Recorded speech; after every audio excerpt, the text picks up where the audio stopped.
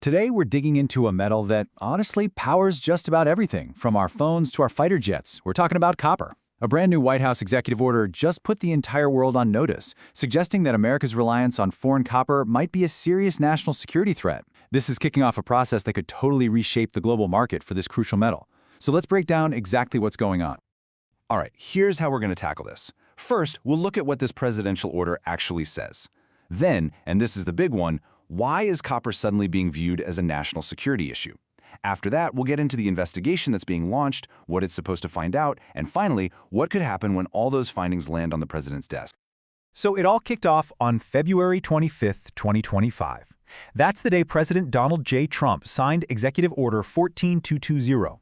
And just like that, a massive, high-stakes review of America's entire copper supply chain was officially underway. And the order does not mess around. Right out of the gate, Section 1 frames copper as way more than just an industrial metal. It calls it a pillar of national security, economic power, and industrial strength. You can see that this language is setting the stage for some pretty serious action. Now, the legal muscle for this whole thing, it actually comes from a law passed way back in the 1960s. The order uses a specific part of that act that basically lets the government investigate if imports are weakening the country's security. It's a really powerful tool, and now it's aimed directly at copper. Okay, so this brings us to the big question, right? Why copper? Why now? What is the national security threat that the White House is so concerned about? Let's get into the heart of it. Well, you gotta understand, copper isn't just for pipes and pennies anymore. Not even close. It is literally the lifeblood of our modern world. We're talking about critical military hardware, our entire power grid. And then there's the future, right? Clean energy, solar panels, every single electric vehicle, and the advanced electronics that are in all of our pockets. It's in everything. And this is where things get kind of strange. It's what the order points to as a huge paradox. See, the United States actually has tons of raw copper ore just sitting in the ground. We have it. The problem is we have a massive bottleneck when it comes to turning that ore into usable metal. Our ability to refine copper has just fallen way, way behind. And here's the number. This is the statistic that is at the absolute heart of this executive order. More than half, let that sink in, more than 50% of the world's copper smelting capacity is controlled by just one country. That's not a competitive market. That's a market that is fundamentally dominated by a single player. So what does that mean? Well, the order uses some really strong language here. It argues this concentration of power creates a massive vulnerability. It means a foreign nation could, theoretically, weaponize its control over copper. It could choke off the supply, disrupting everything from our economy to our defense industries.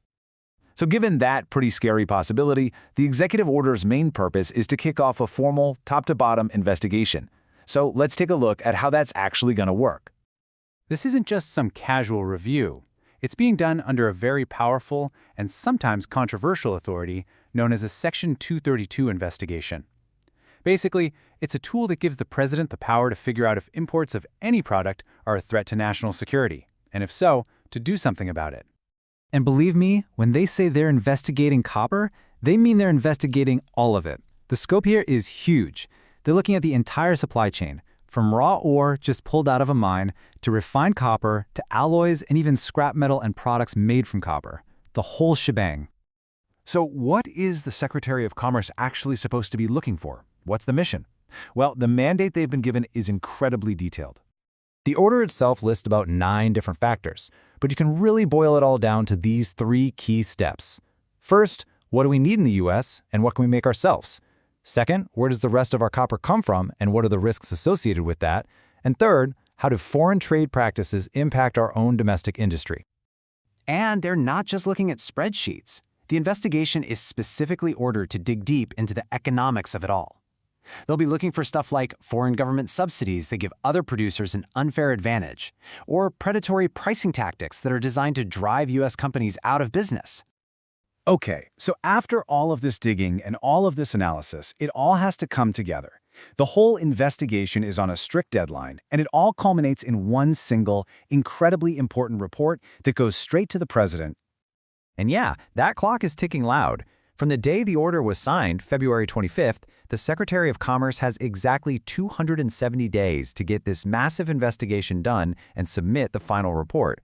For an issue this complex, that is a really tight turnaround. So when that report finally lands on the president's desk, it has to do three things. It needs to give a clear yes or no on whether copper imports are a threat. It has to include specific recommendations for what to do about it, and it needs to offer up bigger ideas for how to make the entire U.S. copper supply chain stronger for the long haul.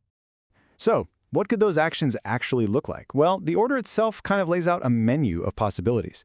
You're looking at classic trade tools like tariffs on imports or quotas, but it could also be more focused on boosting our domestic industry. Things like incentives for U.S. production, strategic investments, or maybe even reforming the permitting process so we can get new mines and refineries running faster. And so that's where we are. The investigation is officially on, and that 270-day clock is ticking down. The findings in this report could either completely rewrite the rules for the global copper trade or just confirm a new, very challenging reality for American industry. How it all plays out? Well, that's what we're all waiting to see. Thanks for tuning in.